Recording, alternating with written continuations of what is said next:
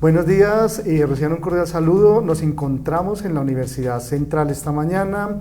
Traemos una discusión supremamente prioritaria para Bogotá, pero por supuesto va a tener un impacto de carácter nacional porque en tanto cada modelo que se construye al interior de la capital tiene unos impactos en su área cercana, pero por supuesto se convierte en referente.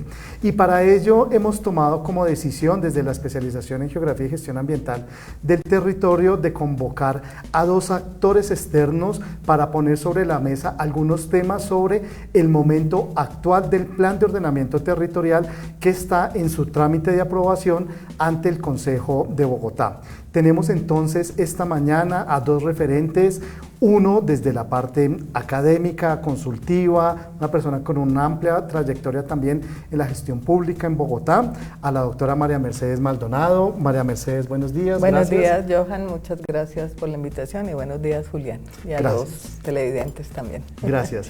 Y tenemos a Julián Camilo, un representante de la sociedad civil, que nos parece súper interesante tener esta trilogía academia, experticia en la política pública y organizaciones sociales. Julián, buenos días. Buenos días, Joan, muchísimas gracias por la invitación y muchísimas gracias al equipo de la especialización. Creemos también fundamental que la academia esté involucrada en este debate tan fundamental para la ciudad. Vale, muchas gracias. Bueno, pues para que no me escuchen solamente a mí, entonces voy a hacer como dos invitaciones. La primera es que quienes nos estén viendo a través de las redes sociales, básicamente a través de la página institucional de Facebook, si tienen algunas preguntas específicas que quisieran compartir con nosotros, por favor háganoslas llegar y en la medida del tiempo de este momento de la mañana las pondremos aquí en socialización. Y bueno, antes de dar inicio, yo quisiera solicitarles que pues ustedes le comenten un poco a las personas sobre su perfil, sobre la trayectoria que han tenido y empezamos. María Mercedes. Bueno, pues yo soy abogada, yo he sido profesora universitaria durante muchísimo tiempo, trabajé en el CIDER de la Universidad de los Andes y después en el Instituto de Estudios Urbanos de la Universidad Nacional. En los últimos años he estado vinculada a una especialización en mercados y políticas de suelo en América Latina. Y trabajo también con un instituto gringo que se llama el Lincoln Institute of Land Policy, que pues trabaja en poner en el debate público en América Latina, mejorar la calidad del debate público en algo que se llama políticas de suelo, que es realmente la reglamentación del mercado del suelo. Y fui secretaria de Planeación, secretaria de Hábitat durante el gobierno de Gustavo Petro.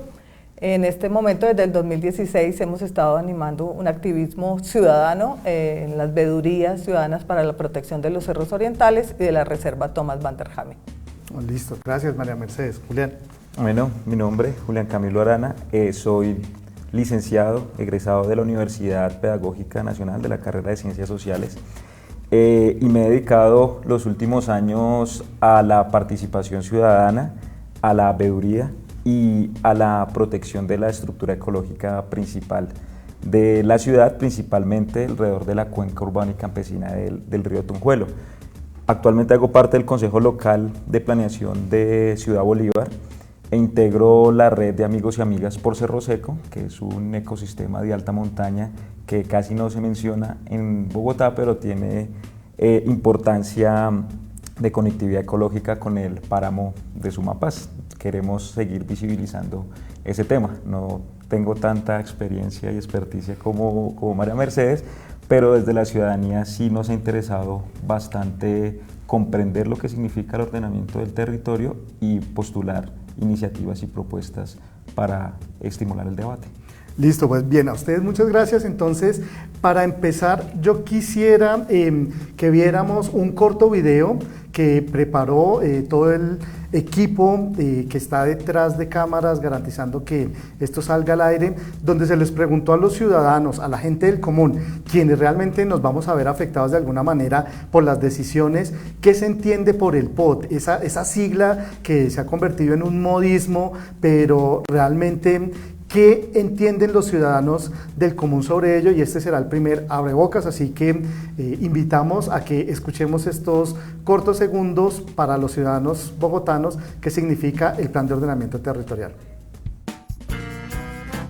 Sé que está siendo estudiado en este momento, pero no tengo muy claro exactamente qué temas están tratando en el mismo. POT para mí es las políticas que tienen los gobiernos establecidas, digamos, para nuestra capital como Bogotá, que es donde se dan los lineamientos, las políticas que van a regir la forma como se deben construir, digamos, cambiar la forma arquitectónica que tiene la ciudad y transformarla pues en una ciudad como más moderna, como más actualizada. Es el medio en que van a hacer más viable la vivienda en Colombia. Van a organizar las cosas de tal manera que se pueda urbanizar en ciertos sitios y en otros no. No, la verdad no tengo conocimiento.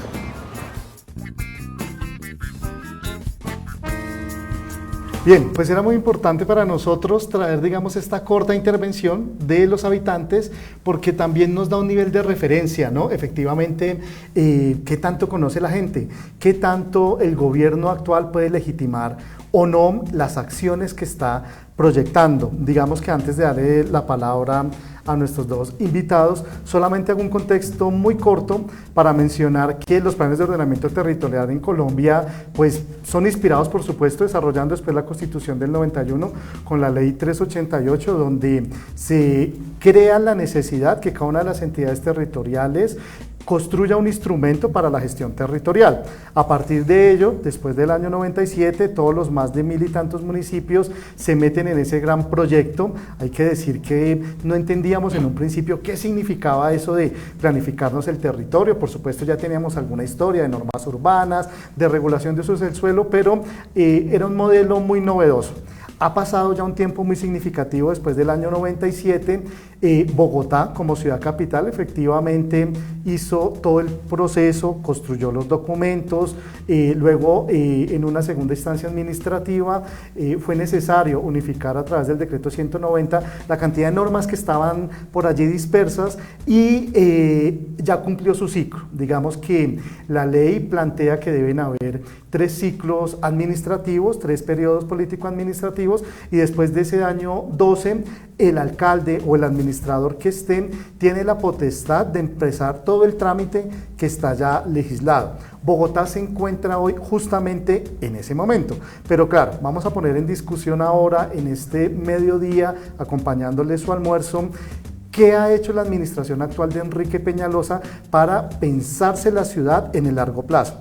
Acabo de decir que la vida útil de un plan de ordenamiento son 12 años, por lo tanto, lo que quede cimentado de esta discusión que está proponiendo la administración distrital es lo que va a regir la política urbana, la política rural, la calidad de vida, la movilidad, el mercado inmobiliario en los siguientes 12 años. No es una decisión menor lo que se está discutiendo, hay unas instancias, por supuesto, participativas, pero en el fondo quien tiene la decisión final es el Consejo de Bogotá, que es quien avala, luego del proceso de los estudios que han habido allí, la propuesta que tiene la administración. Entonces, dado ya ese muy corto contexto, no nos vamos a dedicar a especificar los aspectos legales o jurídicos, vamos a poner sobre la mesa uno de los primeros temas que quiero poner a consideración de ustedes y tiene que ver con la categoría de las áreas de expansión.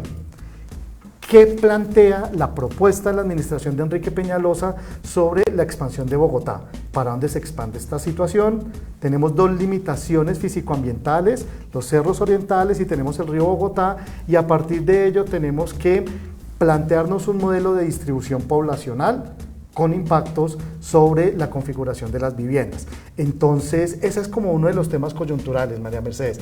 ¿Cuál es tu mirada y tu interpretación sobre la propuesta actual? Bueno, sobre los 12 años primero. Realmente un plan de ordenamiento territorial, que es lo que quiere decir POT, tiene diferentes tipos de normas. Unas normas estructurales que deben durar en el largo plazo y unas normas generales que tienen más que ver con dónde se puede construir, si construimos grandes edificios o solo casas. Tiene esas 2 y ya unas normas más de cómo hacerlo, de los instrumentos. Las normas estructurales están para permanecer en el tiempo e irse consolidando. Es como la estructura del territorio, la más importante es la ambiental, pero también hay toda la infraestructura de cómo nos movemos, nos comunicamos, los servicios públicos domiciliarios. Esas solo se podrían cambiar en situaciones extraordinarias, con estudios justificados. No es que un alcalde que le tocó la suerte de los 12 años viene y cambia todo, como está haciendo el actual. Y el segundo es el suelo de expansión. Ahí sí se justifica un poco los 12 años, porque se dice, bueno, vamos a pensar en 12 años porque son los periodos de 3 gobiernos, tiene que ver con una cosa política. Vamos a pensar en esos 12 años cuánto necesita una ciudad, nuestra ciudad Bogotá, de crecimiento. ¿Cuántas viviendas van a necesitar? Los términos técnicos es qué densidad, cuántas queremos por hectárea, cuánta gente, porque eso es interactuar, relacionarnos, qué nuevo espacio público, qué nuevas condiciones de movilidad, y ese es el cálculo, el más importante que se hace en una revisión. Porque, por ejemplo, según Peñalosa, pues no se le ha aprobado todavía, pretende acabar toda la zona del norte, porque como usted lo dice, hay el límite del río, pero el límite que creíamos que existía en el río, con una zona de manejo y protección ambiental, va a construir viviendas en esa zona que es muy grave en términos de cambio climático, de prepararnos pues para ya la crisis climática en la que estamos, ya no es solo cambio climático. En el sur también va a poner un suelo de expansión, en la cuenca del Tunjuelo específicamente, que también es una zona con muchos problemas ambientales, y en el norte. Y dentro de la ciudad va a aumentar la posibilidad de construir también. En altura. En altura. Entonces, la primera pregunta, y lo dice la ley, aunque no vamos a detenernos en temas jurídicos, pero también es una cosa de sentido común, es ¿cuánto vamos a crecer en 12 años? Y eso es súper importante. ¿Cuántos somos hoy y cuántos vamos a ser dentro de 12 años?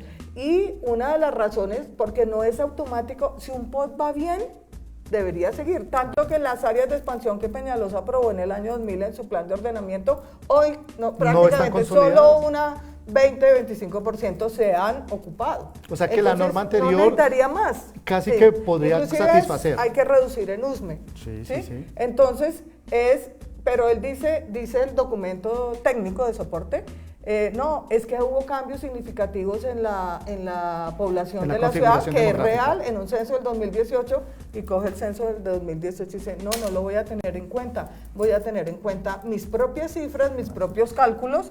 Pues es inaudito, un alcalde diciendo que no va a tener en cuenta la autoridad demográfica de la ciudad, del país, y que además hubo todo un esfuerzo político para que los presidentes, los gobiernos nacionales asignaran recursos al censo. Se hace el censo, se hizo más tarde de lo esperado porque se debe hacer en 2015.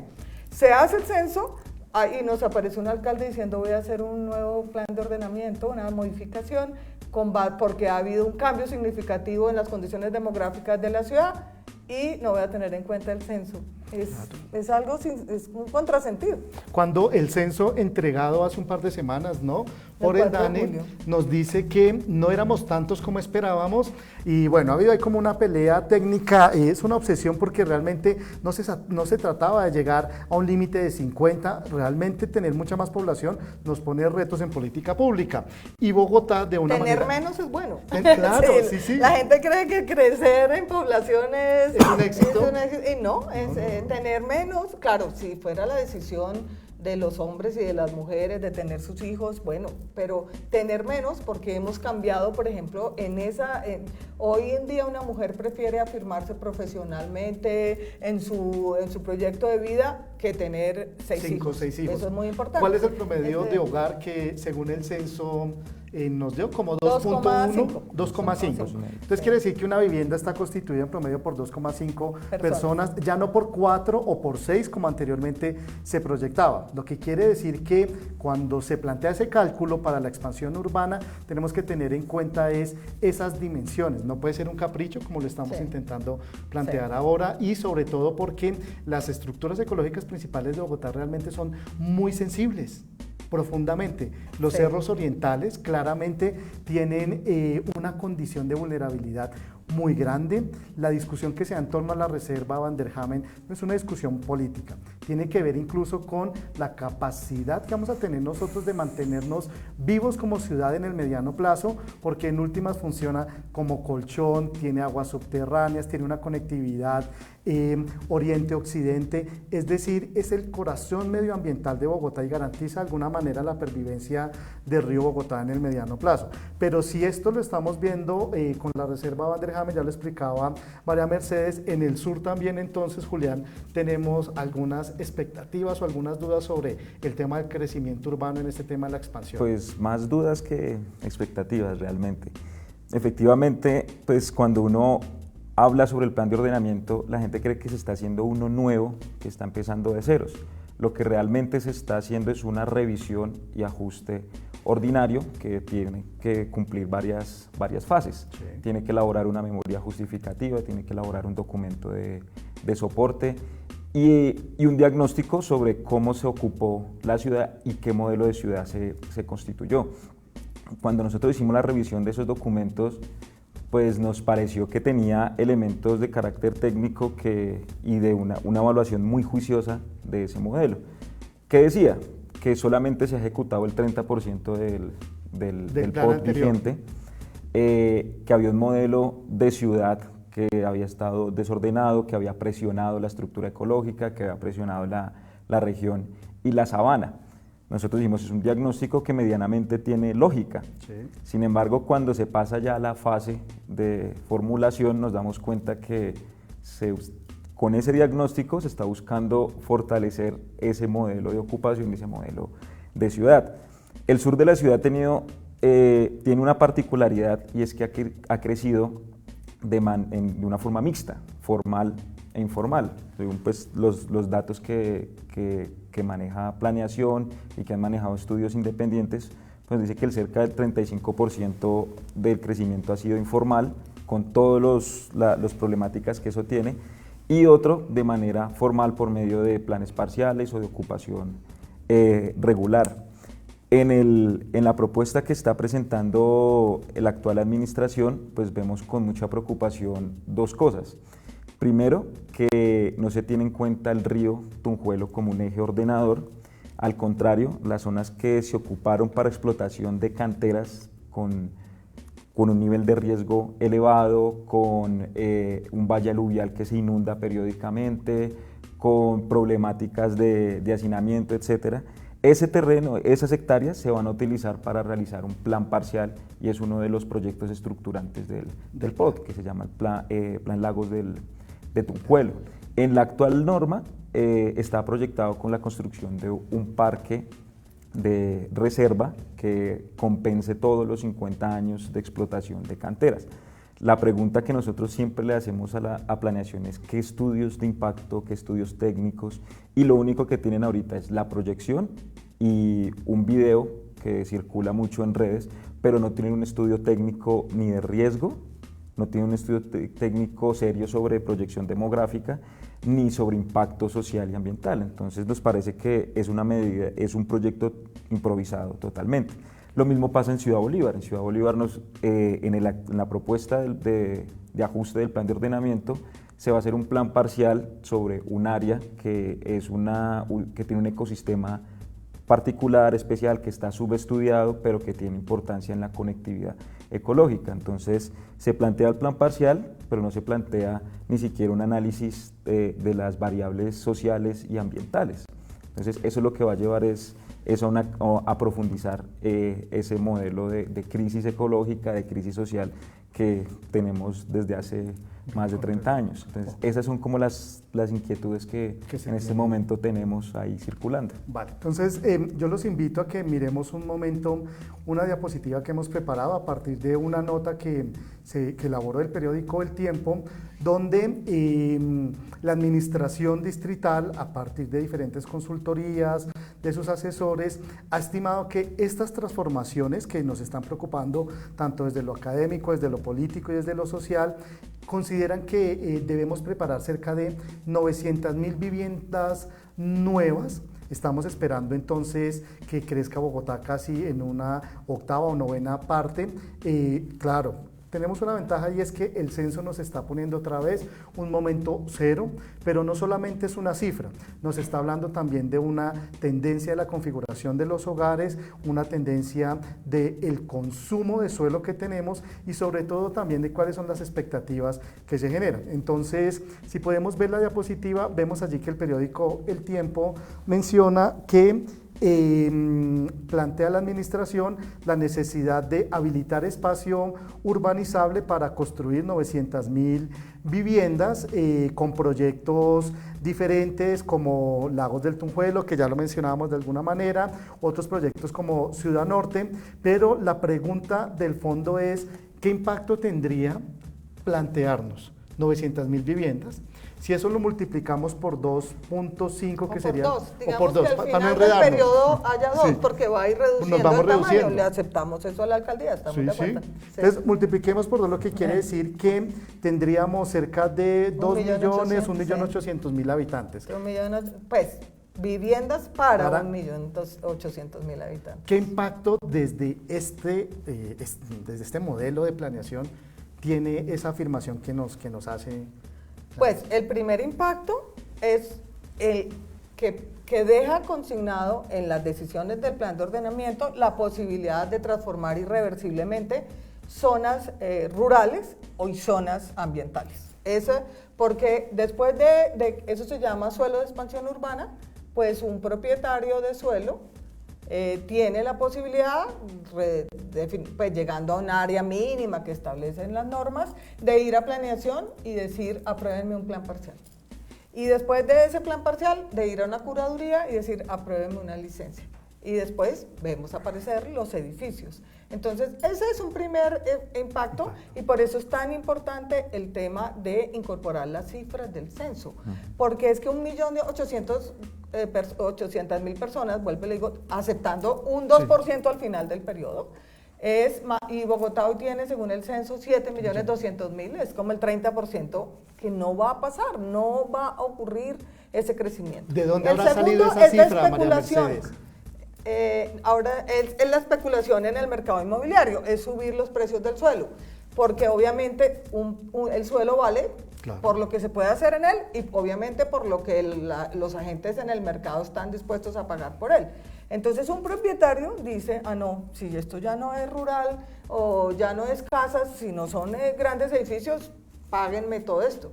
Si hay que comprar para hacer una vía, o para hacer el metro, el propietario va a cobrar más. Si dos personas particulares se van a vender una vivienda, va a subir, el que pueda hacer 20 pisos dice, no, págueme por 20 pisos, como si fuera 20 pisos. Y una edificabilidad que no es real. ¿Qué hace planeación? Pues, yo hasta entiendo al secretario de planeación, él está en una situación difícil porque tiene un alcalde que le dice, urbaníceme miles de hectáreas, sobre todo él tiene una obsesión con la reserva Thomas van der Hamen, pero de resto, pues al lado de eso, hace un barrido por toda la ciudad, como ya lo vimos, de expansión urbana. Entonces al secretario de planeación, el alcalde le ordena justificar y tiene que justificar, le sale un censo y se da cuenta que era menos, ya se le había mostrado, la Sociedad de Mejoras y Ornatos había hecho estudios demográficos, bueno, todo. Entonces, ¿ellos qué hacen? Dicen, no, tomamos los registros de nacimientos en Bogotá y tomamos los registros de defunciones en Bogotá. Y además los que se fueron y los que llegaron, que es así, no sé cómo hacen para saber los que se fueron, los que se llegaron con registros, no sé, pues una caricatura, pero el alcalde no puede tener en las fronteras de Bogotá, usted viene a vivir definitivamente, pues no. Entonces hace unos cálculos, desconociendo de nuevo la autoridad demográfica que es el DANE, el Departamento Administrativo Nacional de Estadística, y que ya tomó una foto. Y sobre esa foto se replantea cómo vamos a crecer. Es verdad que cada vez los hogares serán más pequeños, pero no al ritmo, o sea, 900.000 viviendas, 1.800.000 habitantes. Ni creciendo Bogotá, ni que todos los hogares en 12 años fueran de una persona, que es algo irrealizable. Porque además la situación económica, es verdad que cada vez seremos menos, mucha gente ya no quiere casarse o vivir en pareja o tener hijos, pero la situación económica, por ejemplo, nos va a empezar a llevar a la vivienda compartida, al alquiler. de una parte de la vivienda. A la vivienda muy grande se va a subdividir. Que ya Entonces, se hace en otras ciudades. Sí, y eso ya ocurre. Ya ocurre en otras Entonces, y además serán más pequeñas. Entonces se necesita la relación suelo, lo que se construye. Se puede ir a una densidad mayor porque ya no están viviendo 4 personas por apartamento, sino 2. ¿Sí? Mucho más en pequeñas. promedio.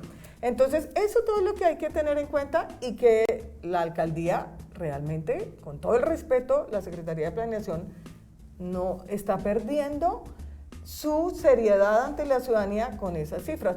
Porque dentro de la Secretaría de Planeación hay una subsecretaría de estudios macro, que es como el DANE Chiquito. el DANE distrital, ¿sí?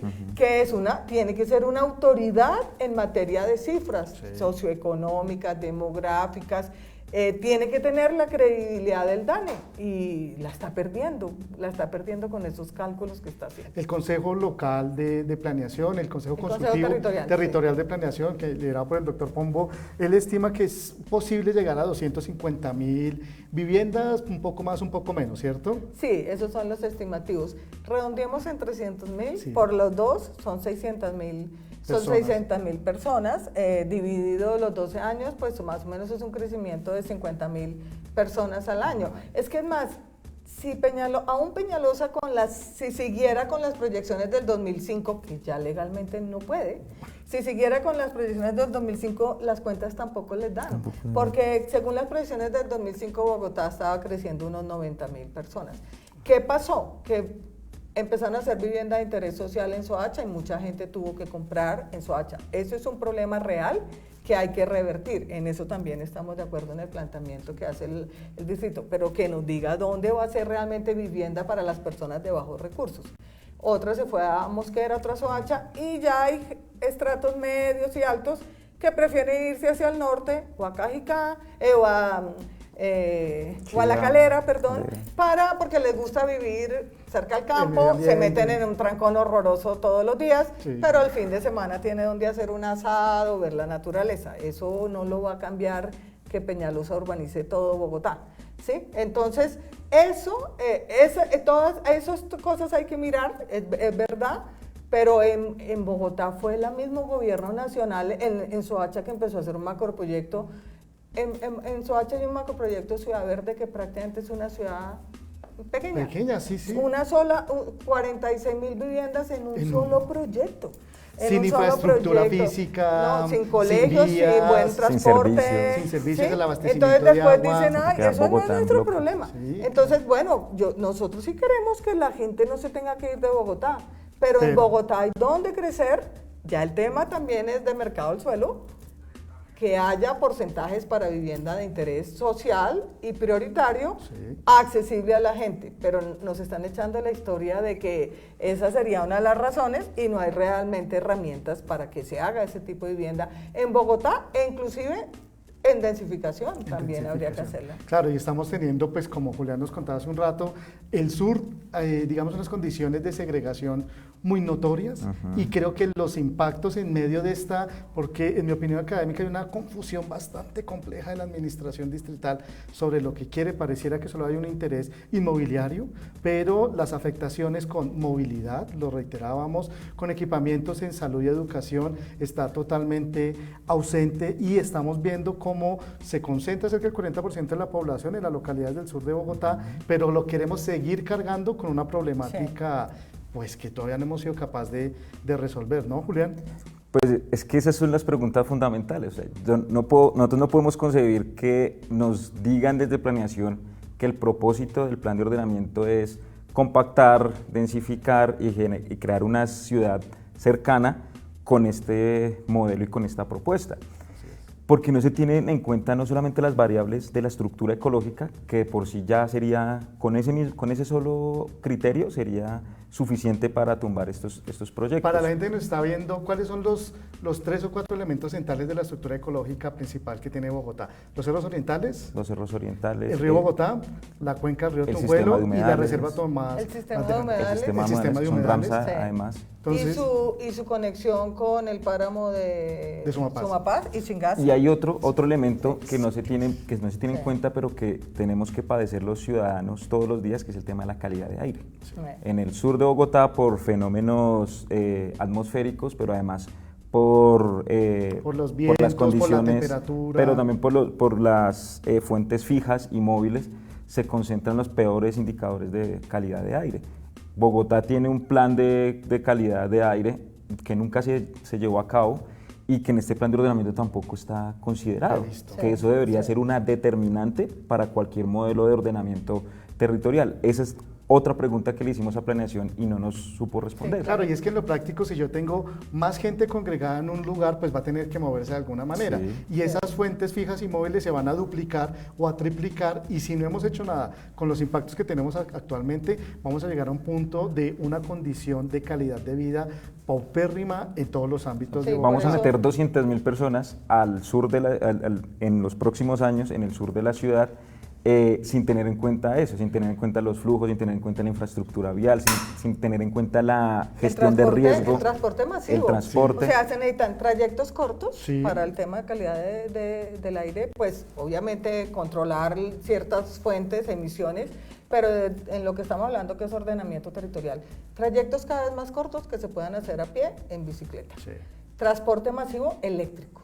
Sí, el plan de ordenamiento territorial que está proponiendo el alcalde Peñalosa en 2019 no se ve el cambio tecnológico real, el compromiso de empezar a incorporar metro, tren de cercanías, tranvía, mismo Transmilenio. Bueno, eso depende de las contratos, y los cables aéreos. Y los cables, todo eso no se ve tampoco. Pareciera esa que estamos estructura pensando en una y ciudad de áreas hace protegidas. 20 años Sí. atrás, Sí. quizás. Y el cuarto Exactamente. punto en ordenamiento territorial ligado a calidad del aire es cada vez más calidad de las áreas protegidas con restauración, con la vegetación nativa.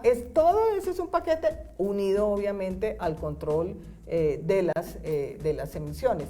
Pero es uno de los problemas críticos que estamos viviendo en Bogotá porque tiene que ver con la salud y tampoco el plan de ordenamiento territorial lo recoge. Es más, quiere acabar las áreas protegidas, digamos, hay una estructura urbana y periurbana y una estructura regional, ecológica.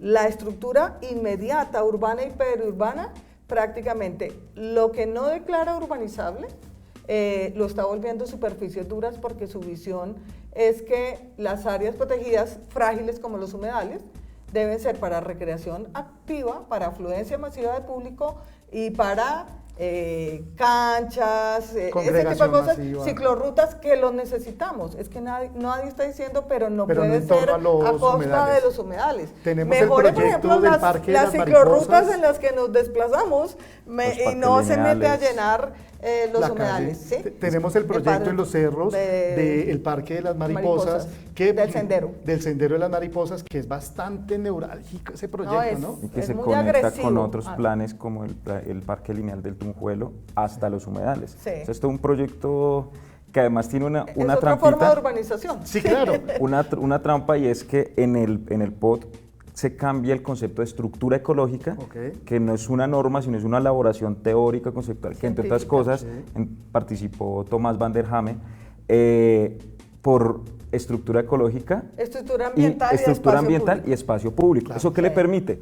Elevar los indicadores de espacio público, que son muy débiles, muy bajos en Bogotá, que está sobre 4 metros por habitante, y lo pretende llevar casi a 12 para cumplir con la meta internacional. Pero entonces esa trampa es considerar toda esa estructura ecológica de soporte área pública. Claro, porque toda la pelea que se ha dado por proteger los cerros ambientales de una firma, convertimos una línea que supuestamente es para contener incendios, ¿no?, con esta transformación, pero lo que hace de alguna manera es que la presión inmobiliaria informal siga tumbando este bosque que está allí y en el mediano plazo tengamos una construcción. Sí, miren, eso es otra cosa muy paradójica de este alcalde.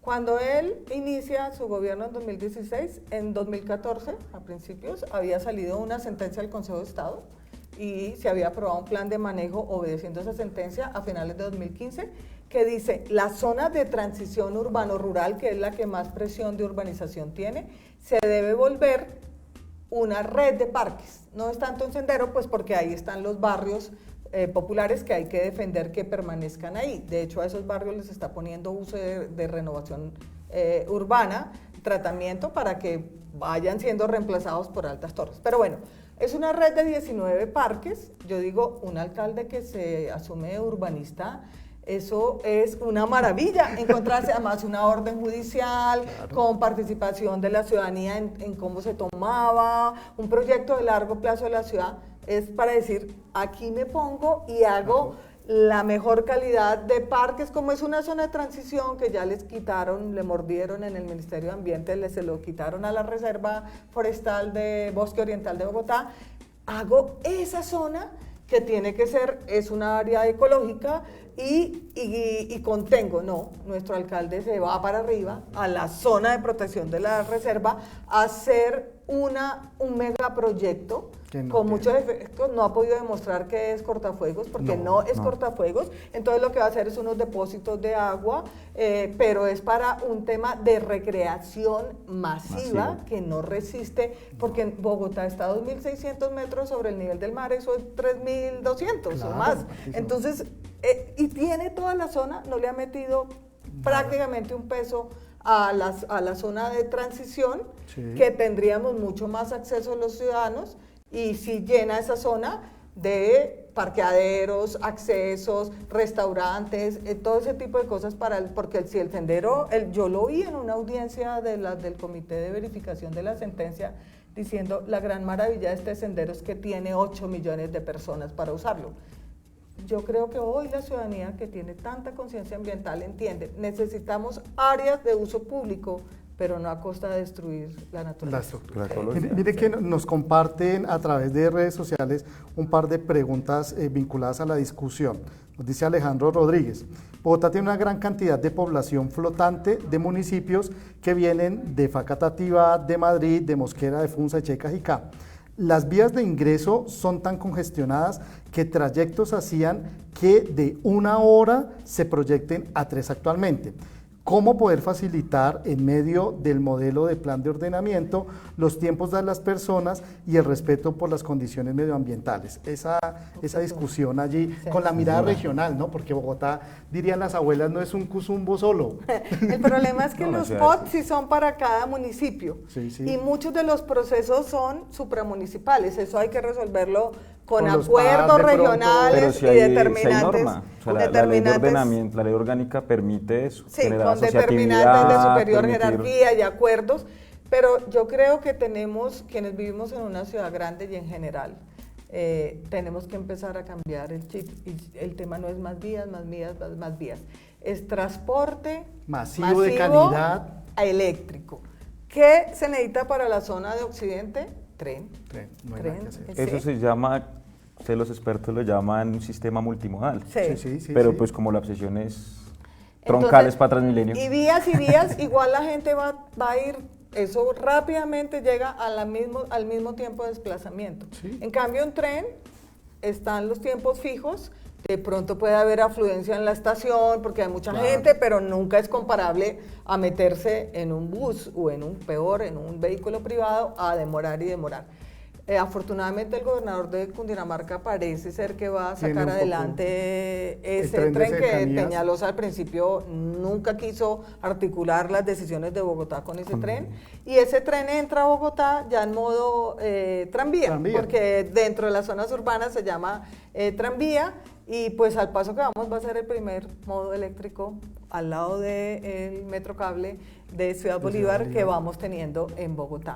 Pero en contra de Enrique Peñalosa, que hizo todo lo posible porque no se hizo. Hay también otro elemento ahí sobre la segregación socioespacial, y es que la gran mayoría de las personas que habitan en Soacha trabajan en Bogotá, pero no trabajan al sur de Bogotá, trabajan al centro o al norte. Si eso no se plantea en un sistema de ordenamiento territorial o nuevas centralidades que generen núcleos de empleabilidad para que quien vive en Soacha no tenga que desplazarse 3 horas, eso también tiene que ver con la planeación y tiene que ver con los sistemas eficientes de transporte. Si uno no genera esas centralidades mixtas que permitan que congregaciones no tengan que desplazarse, que es lo mismo fenómeno que vive Ciudad Bolívar y Usme, pues ahí estamos solucionando varios problemas, pero tiene que ver con una concepción de ordenamiento territorial. Tenemos otra pregunta acá de Santiago Martínez y nos dice, teniendo problemas de calidad del aire en la ciudad, que mencionábamos hace unos minutos al principio, ¿cómo afectarían las 4 plantas de incineración de basura planteadas en el POT en el nuevo plan de ordenamiento? Discutíamos como al principio y quizá por el tiempo nos va a tocar luego convocar otro espacio porque el tema de manejo de residuos es fundamental. Crítico también, es crítico. Es un drama tremendo que vivimos en Ciudad Bolívar y Usme también. Sí. Aquí voy a hacer otra pregunta que nos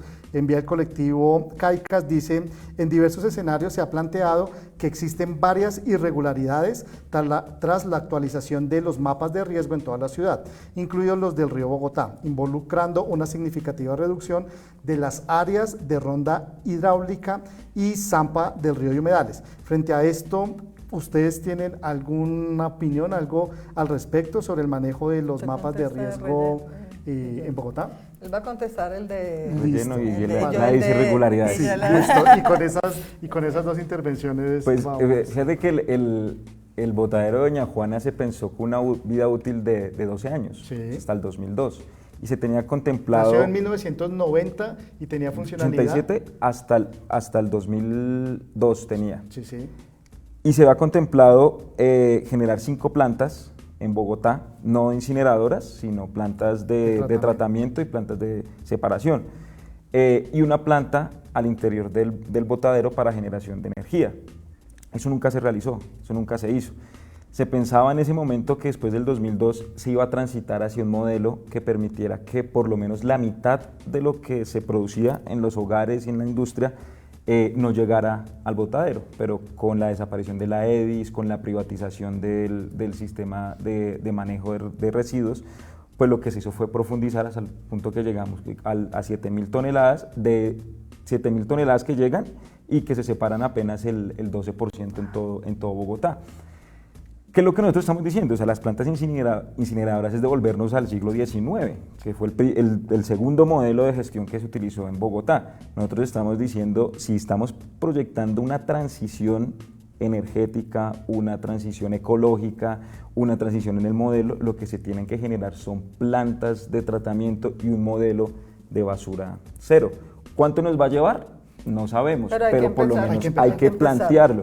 Cuando uno plantea incineración, estamos hablando de quemar basura mixta, combinada, quemarla y ya, solucionamos el problema. Lo que se tiene que... intervenciones que estamos haciendo con la estructura, eso no es una medida útil, no es una medida eficiente, tampoco popular, pero es un sistema que lo que busca es consolidar el modelo de relleno, que no ha sido el más eficiente para Bogotá, y además agregarle un problema. Entonces lo que deberíamos plantear en el ordenamiento territorial es optimizar el botadero, convertirlo realmente en un relleno, pero ir escalando hacia un sistema, hacia una transición que permita que en próximos años no necesitemos el botadero, que es lo que ha hecho Estados Unidos, que es lo que ha hecho gran parte de Europa, que es lo que han hecho los chinos. Y ese sistema les ha durado más o menos 15 años en transición. Entonces es posible, es viable y hay antecedentes. El problema es que pues aquí como todo se forman negocios y cosas oscuras ahí, pues no permite que estas propuestas de avanzada se logren materializar. Ok, vale. Y entonces tú nos querías comentar. Lo que se llama suelo de protección incluye el suelo que tiene valores ecológicos, cumple funciones ambientales, paisajísticas también, y hay un componente muy importante que es el de riesgo. Que una ciudad, Bogotá es una ciudad vulnerable, ¿sí? por la altura en que está, por la concentración de población, por la densidad que es positiva, es algo positivo, pero tiene riesgos. Entonces, parte de esa estructura ecológica principal o del suelo de protección tiene que ver con las zonas de riesgo. Yo ya lo decía, Bogotá ha logrado mantener del río Bogotá, en general las rondas hidráulicas, que es el primer espacio, son de 30 metros. Bogotá tiene 300, tiene 270, que es una zona de manejo y protección ambiental. Los demás cuerpos de agua varían dentro de la ciudad, pero Bogotá tiene afortunadamente ese concepto adicional, esa categoría adicional a la ronda hidráulica. Bogotá ha mantenido en tantos años y con tanta presión de urbanización esa zona, salvo en Suba hay unas zonas ocupadas que hay que trabajar desde una perspectiva de gestión integral del riesgo, y ahora Peñalosa va a hacer viviendas allá. Entonces uno dice, bueno, sin necesitarse, porque si nos dijeran las cifras de nuevo poblacionales, no hay nada más que hacer, ¿sí? Hay solo el plan Lagos de Torca, ese ya fue aprobado, tenemos algunas discusiones puntuales ambientales con ese plan, pero ese plan van a durar 30 años o más en hacerlo, ¿no? Entonces, eso, ¿y qué hace con el riesgo?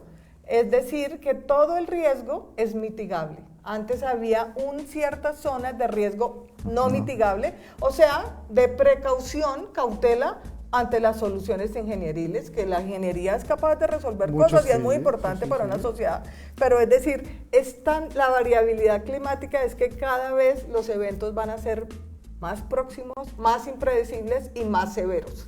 Entonces, esas decisiones, y ahora prácticamente todo el riesgo se vuelve mitigable con obras que deben hacer los constructores, ni siquiera el sector público. Entonces, así se empezó a cambiar todas las zonas de riesgo en el norte, en el sur, en occidente, y es trasladarle a un actor muy importante de la ciudad, pero que le interesa construir y construir y construir metros cuadrados, y que no va a tener la capacidad. Ya hemos visto los resultados de ese tipo de traslado al negocio inmobiliario, de decir, usted mitiga. Y lo primero que tiene que hacer una sociedad, entre todas las cosas que tiene que hacer, que son muchas, es cuidar la seguridad. Es un buen manejo del riesgo y de la vulnerabilidad que tenemos como seres humanos, y ahí hay un gran problema con eso. Algo pequeñito, y es que a nosotros siempre nos pareció sospechoso ese cambio apresurado de la mitigación de riesgo. Por ejemplo, en Tunjuelo, lo que siempre fue una zona del valle aluvial, histórica, de inundación, de un momento a otro, casi en un año, se convierte en una zona de, aquí no hay tanto riesgo. Desapareció un barrio hace 10 años, pero acá no hay riesgo. Sí. Y lo mismo pasó en el río Bogotá. Nos inundamos cada septiembre, cada vez que hay picos de lluvia, pero claro, no pasa nada. Tunjuelito se inunda por lo menos 2 veces al año, pero es una zona de riesgo mitigable. Prever para el día pico, el máximo. Sí, claro. ¿Sí? Porque si no, ese día que nos lamentamos por las pérdidas de vidas, de bienes, y nos echamos pues todas las culpas e iniciamos un nuevo plan de gestión de riesgo que no se va a cumplir. No puede ser. Creo que realmente es un tema coyuntural, no es menor. Yo quiero agradecerles a ustedes porque desde cada uno de sus ámbitos tienen unos conocimientos muy puntuales, y creo que las dinámicas digitales a través de las cuales nos estamos comunicando hoy, tenemos un conjunto muchísimo más largo de preguntas, pero todos tenemos ya una agenda prevista, y quizás es la invitación a que tengamos otro segundo espacio posteriormente para analizar otros temas. Cuando quieran, con mucho gusto. Porque es súper importante realmente. Desde la academia, por ejemplo, desde este espacio que está a cargo mío de la especialización en Geografía y Gestión Ambiental del Territorio, estamos poniendo sobre la mesa la mirada no solamente jurídica, sino tenemos unos elementos históricos, tenemos unos elementos demográficos, hay unos elementos políticos, hay unos elementos de organización civil que hay que ponerlos en discusión. Ya no estamos, y una de las discusiones y de las conclusiones quizás las que llegamos es que es muy complejo que Bogotá, una metrópoli con tantas expectativas, pareciera que se está pensando con unos parámetros de hace 20 o 30 años atrás, mientras que estamos viendo a ciudades hermanas de otra parte de América Latina que están olfateándose la resolución de problemas a muy largo plazo. Así que no es menor a los estudiantes que nos están viendo, a las personas de las entidades públicas que nos comparten también preguntas, a cada una de la audición que está allá al otro lado. La invitación que queremos dejar es que, si bien no hay una postura única, tenemos que seguir poniendo atención como ciudadanos cuáles son el paso a paso que está teniendo el proceso de aprobación final de este plan de ordenamiento para Bogotá, porque nos va a tener una afectación en lo cotidiano. Esto no es una decisión únicamente para quien hace la planificación desde la oficina del CAN en la calle 26 con carrera 30, no, a todos los ciudadanos del común nos va a tener una gran afectación. No me queda nada más sino María Mercedes, Julián, Muchas gracias agradecerles. por la Muchas invitación. gracias. Esperamos luego tener otros espacios, si son más abiertos, si hay otras personas que también están interesados, hay que ponerlo sobre la mesa, es una discusión De necesaria. aquí a diciembre se va a estar discutiendo el plan. Y vamos a Porque estar yo creo que lo va a firmar Peñalosa el decreto ya el para último irse. día, Sí, el ya 30 para de irse. diciembre, Por decreto. antes de irse. Así que bueno, pues muchas gracias a ustedes, al equipo que nos está acompañando como siempre de manera incondicional, la parte técnica que garantiza que estas redes sociales generen una fluidez muchísimo más efectiva. Y no olviden entonces pues que la Universidad Central es un espacio académico que está interesado en poner sobre la mesa estas discusiones. Los dejamos ahora con un video informativo sobre algunas condiciones de admisión y estaremos atentos a resolver sus inquietudes. Un buen día y muchas gracias. Muchas gracias. La Universidad Central ofrece todo un abanico de beneficios para sus estudiantes. Becas y descuentos por ser afiliados a cajas de compensación como Compensar, Colsubsidio, CAFAM y su grupo familiar. Descuento del 12% para miembros activos de las fuerzas militares y su grupo familiar. 7% de descuento para empleados y clientes activos de Banca Mía y su grupo familiar. 50% de descuento para funcionarios, docentes de planta y docentes de cátedra. Y 12% para egresados U-Central. Adicional a esto, la Universidad Central premia la excelencia académica y abre las puertas a otros beneficios para su progreso laboral, charlas de empleabilidad, entre otros. Contamos con diferentes líneas de financiación, de manera directa o a través de convenios con entidades que ofrecen crédito a corto, mediano o largo plazo, y que se ajustan a las necesidades de cada uno de los estudiantes, haciendo posible su vinculación a la formación posgradual.